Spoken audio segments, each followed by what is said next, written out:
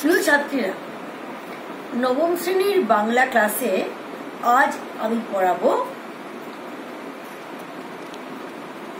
তৃতীয় ইউনিটের একটি গদ্য, হিমালয় দর্শন। এই হিমালয় দর্শন এটা একটা পাঠ্যাংশ, বুঝতেই পারছো। মূল পাঠ্য বইটির নাম হচ্ছে কুপমণ্ডুকের হিমালয় দর্শন, বেগম রোকেয়ার লেখা। মহিলা পত্রিকায়, মহিলা একটা পত্রিকার নাম, সেই মহিলা পত্রিকায় এটি প্রথম প্রকাশিত হয়েছিল।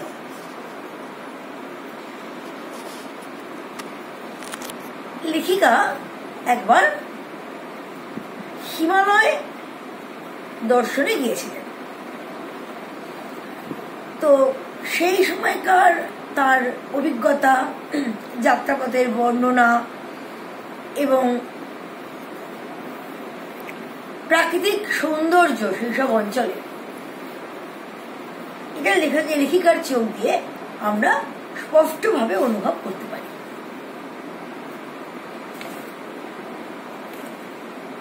যে সময়ের কথা অনেকদিন আগেকার, তো সে সময় শিলিগুড়ি থেকে দার্জিলিং যাওয়ার জন্য, উঠবার জন্য, কার্শিয়াং বা দার্জিলিং ওঠার জন্য টয় ট্রেন প্রচলিত ছিল। টয় ট্রেন বস্তুটা তোমরা অনেকেই দেখেছো কি দেখোনি বলতে পারছি না, হয়তো তোমরা দেখলেও যারা দার্জিলিং গেছো তারা খেয়াল করেছো এখন একটা জয় রাইড হয়, দার্জিলিং থেকে ঘুম স্টেশন পর্যন্ত নিয়ে যায়, নিয়ে আসে।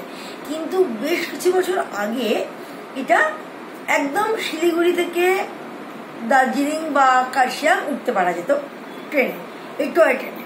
টয় ট্রেনের একটা মজা আছে, গাড়িগুলো দেখতে একদম ছোট্ট ছোট্ট, রেল মানে প্রত্যেকটা কামরা একদম খেলনা গাড়ির মতো, আর গাড়ির গতিবেগও খুব ধীর, মানে এমনই ধীর কোনো কেউ যদি মনে করে যে সে চলন্ত গাড়ি থেকে নেমে একটু দৌড়ে গিয়ে আবার পরের কামরায় উঠে পড়তে পারবে।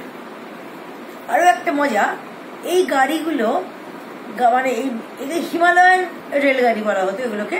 তো এই হিমালয়ান রেলগাড়ি যে ট্র্যাকটা, মানে যে লাইনের ওপর দিয়ে গাড়িটা যাবে আর কি, এটা না কিরকম হতো জানো, এই যে এর উঠোনের পাশ দিয়ে, তার বাড়ির পাশ দিয়ে, দোকানের সামনে দিয়ে, এইরকম আর কি ব্যাপারটা। খুব মজাদার, খুব ভালো লাগতো। তো লেখিকা এইরকম টয় ট্রেনে করেই যাচ্ছেন। তাদের প্রথম গন্তব্য ছিল কার্শিয়াং, সেখানে কিছুদিন থেকে তারপর তারা যাবেন দার্জিলিং। এখন প্রথমবার যখন কেউ পাহাড়ে যায় তখন তার একটা বিচিত্র অনুভূতি হয়, এটা আমি বলে বোঝাতে পারবো না, যারা গেছো তারাই একমাত্র অনুভব করতে পারবে। আস্তে আস্তে সমতল ছেড়ে ওপরের দিকে ওঠা হচ্ছে, পাহাড়ের প্রতিটা বাঁক একটা নতুন সৌন্দর্য নিয়ে আমাদের চোখে ধরা দেয়। ক্রমশ উপরে উঠতে উঠতে শীতল অনুভূতি হতে শুরু করে। তারপরে একসময় মনে হয় মেঘগুলো যেন আমাদের থেকে অনেকটা নিচে, আমরা মেঘের উপরে উঠে গেছি। পাশ দিয়ে নদী বয়ে চলেছে, সেই নদীর জলধারা কখনো সরু স্রোত, একদম সরু হয়ে ক্ষীণ ধারায় বয়ে চলেছে, কখনো তীব্র স্রোতস্বিনী রূপ তার, আর যখন তখন মেঘ হয়ে যাচ্ছে, বৃষ্টি আসছে, মানে সে একটা অপূর্ব অনুভূতি, নৈসর্গিক অনুভূতি বলতে পারা যেতে পারে। আরো একটা জিনিস, পাহাড়ের গায়ে ধাপে ধাপে চায়ের চাষ করা হয়, এটা তোমরা জানো সকলে। তো এই চায়ের বাগানগুলো কিরকম অপূর্ব লাগে দূর থেকে দেখতে, সেটা না দেখলে পরেতে বলে বোঝানোটা একেবারেই অসম্ভব। মানে দূর থেকে দেখলে পরেতে মনে হয় সবুজ, পাহাড়টাই সবুজ, পাহাড়টা তো আর সবুজ নয়, কিন্তু এই চা বাগানগুলোর জন্য না পাহাড়টাকে পুরো সবুজ বলে মনে হয়। আর মাঝে মধ্যেই চোখে পড়ে ঝর্ণা, সে এক অপূর্ব বিস্ময়, প্রকৃতির একটা অপূর্ব বিস্ময় এই ঝর্ণা। কোত্থেকে নেমে এসেছে, কোথায় ছুটে চলেছে, তার স্পর্শে পাথরগুলো পর্যন্ত পিছল হয়ে গেছে, পাথরের বুকে জন্ম নিয়েছে গাছ, উপর থেকে তাকিয়ে দেখলে, যখন পাহাড়ের উপর থেকে একটি জলধারা নেমে আসছে, দেখলে পরে মনে হবে ক্ষীণ, অতি ক্ষীণ। কিন্তু সামনে এগিয়ে এলে যখন লাফিয়ে পড়ছে, আমাদের সামনে রাস্তার উপর দিয়ে বয়ে যাচ্ছে তীব্র জলস্রোত। এই সাদা জলধারার উপরেতে যখন সূর্যের আভা পড়ে, রামধনু রং সৃষ্টি হয়, কি যে অপূর্ব অনুভূতি, না দেখলে পরেতে বুঝতে পারা অসম্ভব ব্যাপার। এবার যারা অনেকবার আমরা পাহাড়ে গেছি, যারা তোমরা অনেকবার পাহাড়ের অঞ্চলে বেড়াতে গেছো, তাদেরও এই অনুভূতিটা হবে, কিন্তু তুলনামূলক কম, কারণ একটা অভিজ্ঞতা আছে।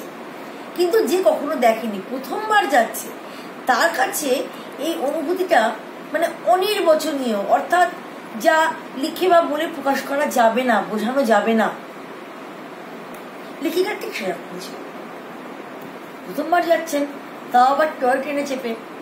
প্রথমত এইরকম রেলগাড়িতে তুমি কখনো চোখে দেখেননি, যে একটা খেলনার মতো রেলগাড়ি, সেটা দিব্যি ওপরে উঠছে, লোকজন যাতায়াত করছে, তাইতে গাড়িটা আস্তে আস্তে চলছে, ইচ্ছে মতো লোকেরা নেমে পড়তে পারছে, উঠতে পারছে, পাহাড়ের গা দিয়ে চলছে, লোকের বাড়ির পাশ দিয়ে, উঠোনের পাশ দিয়ে, তোমার দোকানের পাশ দিয়ে। অপূর্ব, মোহিত হয়ে লেখিকা দেখছে। মাঝে মধ্যেই চোখে পড়ছে ঝর্ণা, প্রকৃতির বিস্ময়। এইরকমই একটা ঝর্ণার সামনে এসে গাড়িটা দাঁড়িয়ে গেল। লেখিকা খুব খুশি হলেন, ভাবলেন এটা বোধহয় ইচ্ছে করেই গাড়িটা দাঁড় করানো হলো, এই অপূর্ব শোভা প্রাণ ভরে দর্শন করবার জন্য। যদিও অচিরেই তার ভুল ভাঙলো, এটা আসলে তাদের মনোরঞ্জনের জন্য গাড়িটা দাঁড় করানো হয়নি, দাঁড় করানো হয়েছিল ইঞ্জিনে জল ঢালা হবে বলে। সে যে কারণেই হোক, তারা যেটা মনে মনে সকলেই চাইছিলেন যে খানিকক্ষণ কোনো ঝর্ণার ধারে দাঁড়িয়ে সেই শোভাটা নিরীক্ষণ করা, মনের ইচ্ছেটা পূরণ হলো। সুতরাং মন তো খুশি হলোই। পাহাড়ি পথে যখন গাড়িটা এগিয়ে চলছে, পাহাড়ের রাস্তা কিরকম হয়, উঁচু নিচু, এবং পাহাড়ের গা কেটে তো রাস্তা তৈরি। সুতরাং প্রত্যেকটা বাঁক, একটা বাঁক ঘুরলেই মনে হয় আমি দোতলায় উঠে এসেছি, একতলায় অন্য গাড়িগুলো আসছে, বা ওপর দিকে তাকালে মনে হয় আমার মাথার উপর দিয়ে আরেকটা গাড়ি যাচ্ছে। আর দূর থেকে যখন এই কালো পিচ ঢালা রাস্তা চোখে পড়বে, আর পাহাড়ি রাস্তা তো তোমার একদিকেতে সবুজ গাছ, পুরো পাহাড়টা একদিকে সবুজ পুরো গাছ হয়ে রয়েছে, গাছে পুরো সবুজ পাহাড়, মাঝখান দিয়ে দূর থেকে দেখছি সরু কালো রাস্তা, যেন মনে হবে কোনো রমণীর মাথার স্মৃতি, চুলের স্মৃতি, সেই সরু রাস্তাটা, আর চুল, তার কেশ পাশ যেন এই সবুজ গাছগুলো সব। মুগ্ধ হয়ে লেখিকা দেখছেন। একটা ব্যাপারে একটু অবাক হচ্ছেন, সমুদ্র সমতল থেকে বেশ খানিকটা ওপরে উঠে এসছেন, কিন্তু তখনও পর্যন্ত ঠিক ঠান্ডা লাগছে এই অনুভূতিটা হচ্ছে না। আসলে কি হয়, যারা সমতল থেকে ওপরে উঠছে না, তারা প্রথমেতেই তীব্র ঠান্ডাটা অনুভব করতে পারে না, মানে ব্যাপারটা অনুভব করতেও একটু সময় লাগে আর কি। লেখিকারও সেরকম হচ্ছে, তাদের প্রত্যেকেরই হচ্ছে, মনে হচ্ছে কি রে বাবা, সমুদ্র সমতল থেকে এতখানি উঠে এলাম, ওই ঠান্ডাও সেরকম নেই। তবে হ্যাঁ, কি মনে হচ্ছে, এতক্ষণ যেরকম প্রচন্ড গরম একটা কষ্ট হচ্ছিল, সেই কষ্টটা হচ্ছে না। যাই হোক, প্রকৃতির সৌন্দর্য নিরীক্ষণ করতে করতে তারা এসে পৌঁছালেন কার্শিয়াং স্টেশন। কার্শিয়াং স্টেশনটার উচ্চতা 4864 ফিট। এবারে কার্শিয়াংয়ে লেখিকাকে থাকবার জন্য যে বাড়িটা ভাড়া করা হয়েছিল, সেটা স্টেশনের কাছে। সুতরাং খুব সহজেই তারা সেখানে পৌঁছে গেল। কিন্তু এখানে পৌঁছে গিয়ে একটা বিভ্রাট দেখা দিল। বিভ্রাটটা কি বলবার আগে একটা অন্য কথা বল। আগেকার দিনে ট্রেনে একটা সিস্টেম ছিল, যেটা এখন খুব একটা দেখা যায় না, এখনো আছে কিন্তু অতটা। কিরকম ব্যাপারটা, তখন লাগেজ ভ্যান বলে একটা বস্তু হতো। সেই লাগেজ ভ্যানে, যেরকম আমরা এখন এরোপ্লেনে গেলে পড়াতে, ফ্লাইটে যারা ট্রাভেল করি, কি করি, সমস্ত লাগেজ আমরা আলাদাভাবে চলে যায়, আমাদের সঙ্গে থাকে না, আমরা ক্যারি করতে পারি না, তাই না? ঠিক সেই রকমই তখন ট্রেনেও একটা এরকম বন্দোবস্ত ছিল। প্রত্যেকের লাগেজ নাম লেখা, ঠিকানা লেখা, মানে ঠিকানা মানে কোন জায়গায় সেটা যাবে সেখানকার ঠিকানা লেখা, সেটা কিন্তু আলাদা একটা জায়গা, মানে আলাদা একটা কামরা করে চলে যেত ট্রেনেতেই। আর লেখিকাদেরও তাই হয়েছিল। এখন মুশকিলটা কি হয়েছিল, লেখিকারা কার্শিয়াংয়ে কিছুদিন থাকবেন, তারপর যাবেন দার্জিলিং, কিন্তু ভুলবশত লাগেজগুলোতে সব দার্জিলিং এর ঠিকানা লেখা হয়ে গিয়েছিল।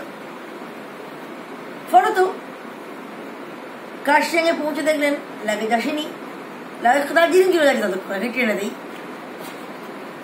এখন তো এখনকার মতো এত জট পাকানো সিস্টেম ছিল না, তখন মানে কোনো একটা এই ধরনের ভুল হলে পড়াতে রেল বিভাগ থেকে খুব তাড়াতাড়ি সেটা সংশোধন করে নেওয়া হতো।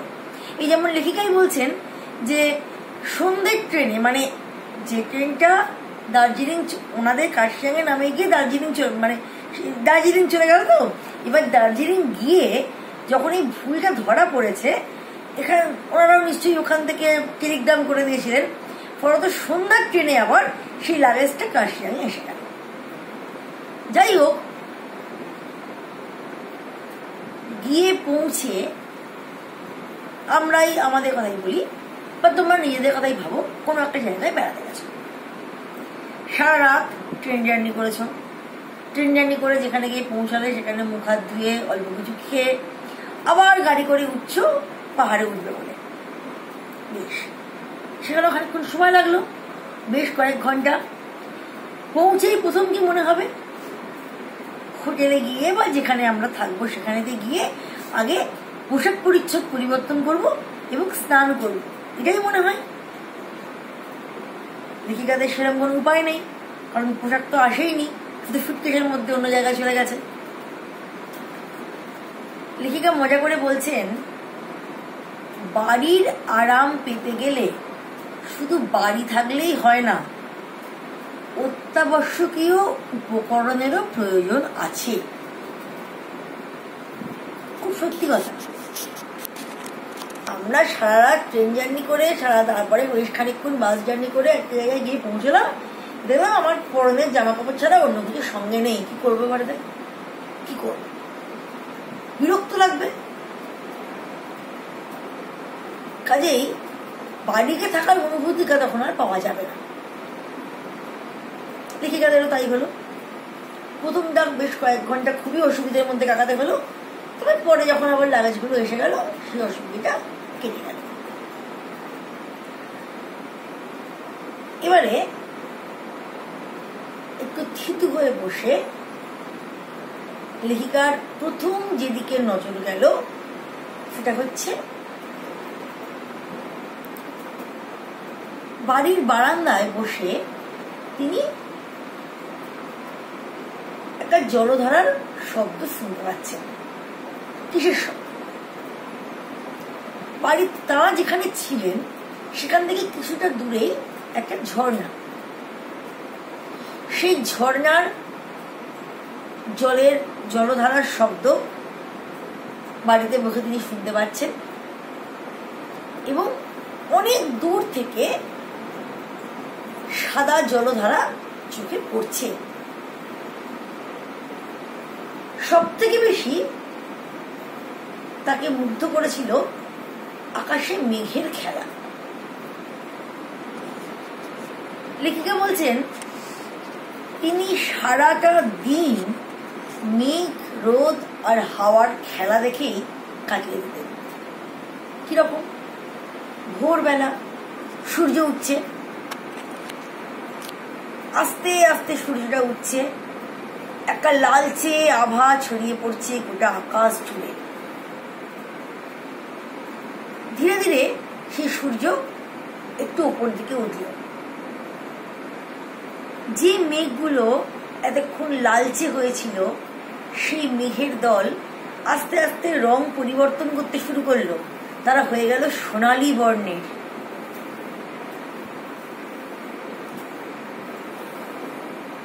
মেঘগুলো ইতস্তত আকাশে ভেসে বেড়াচ্ছে। হঠাৎ একটা জোর হাওয়া এলো, সেই বাতাসের স্পর্শে বা বাতাসের সঙ্গে সংঘর্ষে মেঘগুলো যেন ছুটে পালাচ্ছে, মনে হচ্ছে বাতাস যেন মেঘগুলোকে তাড়া করে নিয়ে যাচ্ছে। মুহূর্তের মধ্যে আকাশটা পরিষ্কার হয়ে গেল, কোনো মেঘের চিহ্ন মাত্র নেই। আবার খানিকক্ষণ পরে দেখা গেল হয়তো বাতাসটা উল্টো দিক থেকে বইছে, প্রবাহিত হচ্ছে।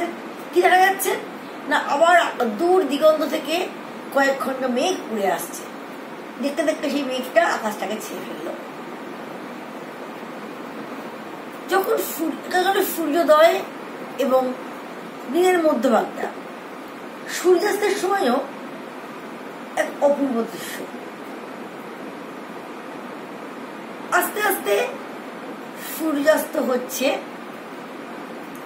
সোনালী মেঘগুলো, যে মেঘগুলো সাদা মেঘ এতক্ষণ আকাশে খেলে বেড়াচ্ছিল, সূর্যের সোনালী আভা সেই মেঘগুলোর ওপর এসে পড়ল। মনে হলো কেউ যেন তরল সোনা ঢেলে দিল শুভ্র মেঘগুলোর গায়ে। সেই গলিত সোনা স্পর্শে শ্বেত শুভ্র মেঘপুঞ্জ সোনালী বর্ণ ধারণ করল। বাতাসের সংস্পর্শে এসে সেই সোনালী বর্ণের মেঘগুলি দৌড়দৌড়ি শুরু করলো আকাশ জুড়ে। কিন্তু বেশিক্ষণ না, কিছুক্ষণের মধ্যেই সূর্য আরো খানিকটা নিচে নেমে এসেছে। এবার সেই সোনালী মেঘগুলি তাদের দেহ থেকে সোনালী রংটাকে আস্তে আস্তে মুছে দিচ্ছে। সেই জায়গায় আসছে রক্তবর্ণ, হালকা গোলাপি রং। আস্তে আস্তে রক্তবর্ণ হলো, তারপরে ধীরে ধীরে হালকা গোলাপি রং। আরো যখন সূর্য নিচের দিকে নেমে গেল, ঝুপ করে অন্ধকার হয়ে গেল। মেঘগুলো কালো হতে হতে একদম অন্ধকারে চারিদিক ঢেকে গেল। এই যে আকাশে রোদ, মেঘ আর বাতাসের খেলা, এই সব মিলে লেখিকাকে কেমন যেন আচ্ছন্ন করে রাখত। তার সারাটা দিন কেটে যেত এই প্রাকৃতিক সৌন্দর্য উপভোগ করতে করতে। তারা যেখানে ছিলেন সেখানে তার কাছেই একটা জঙ্গল ছিল। এখন পাহাড়ি জায়গায় বেড়াতে গেলে সকলেরই মনে হয় একটু চারদিকটা হেঁটে দেখি। এই চারদিকটা হেঁটে দেখতে গিয়ে লেখিকাদের একটা অভিজ্ঞতা হলো। কি অভিজ্ঞতা? না, যে জঙ্গলের সামনাসামনি তারা একটু হেঁটে বেড়াতেন, বেশ ভালোই লাগতো। পাহাড়ি পথে বেশ রোদটা পিঠে পড়ছে, একটু একটু হেঁটে বেড়াতে খারাপ লাগবে কেন? ভালোই লাগবে। কিন্তু সমস্যা হলো জোঁক। জোঁক জিনিসটা সম্পর্কে তোমাদের অনেকেরই হয়তো ধারণা নেই, একটু বলি। পাহাড়ি অঞ্চলে জোঁক নামে এক ধরনের প্রাণী দেখা যায়। প্রাথমিক অবস্থায় দেখে কিছু বুঝতে পারবে না, এইটুকু ছোট্ট ছোট্ট সরু চালের মতো দেখতে।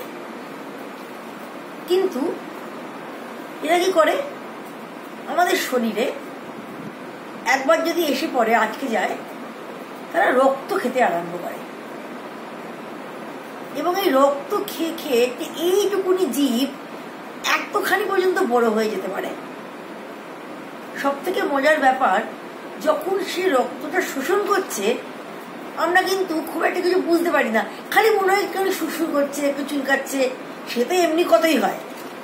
কিন্তু যদি বা চোখে পড়লো ঝোঁকটাকে, সেটাকে তুমি টেনে আর ছাড়াতে পারবে না, কারণ এদের শরীরটা ইলাস্টিকের মতো স্থিতিস্থাপক। তুমি এরকম টানছো তো সেটা রাবারের মতো লম্বা হয়ে যাবে, তুমি ছাড়াতে পারবে না। ফলত পাহাড়ি অঞ্চলের লোকেরা কি করে, তারা সঙ্গে নুন রাখে। নুন, যে নুন আমরা খাই, এই নুন ওই জোকের মুখে দিলেই জোকটা আপনি আপনি খুলে পড়ে যায়।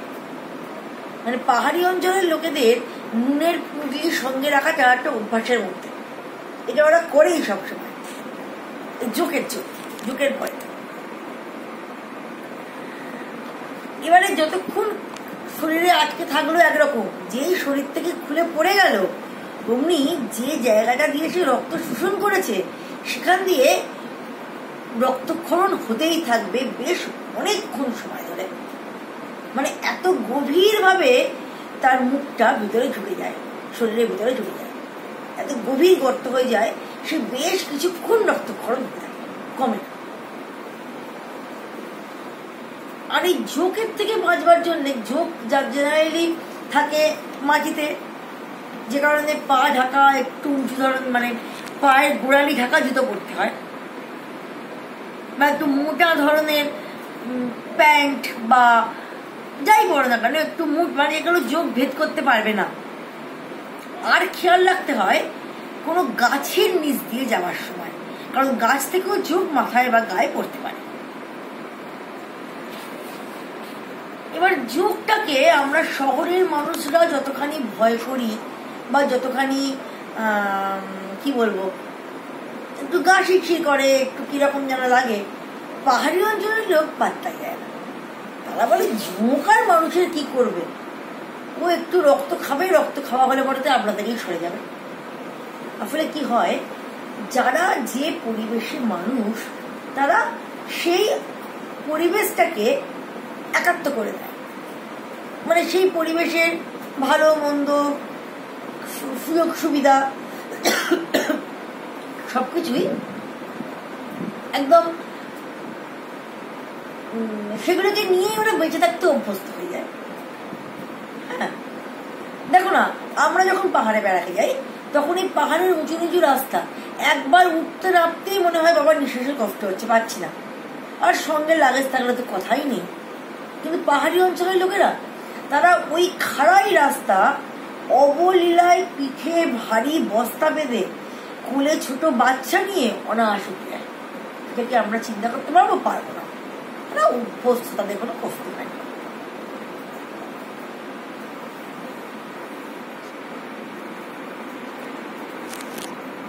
গল্পটা অনেকটা বড়, আমি খানিকটা অংশ আজকে পড়াচ্ছি, পুরোটা তো একবারে করা যাবে না। আজকে এই প্রাকৃতিক সৌন্দর্যের দিকটা আর প্রকৃতির বর্ণনা এইটুকু অংশ আপাতত আজকের মতো থাকলো। আর পরের ক্লাসে ওই অঞ্চলের মানুষজন এবং সেই অঞ্চলের কিছু বিশেষ রীতি সম্বন্ধে আলোচনা করব।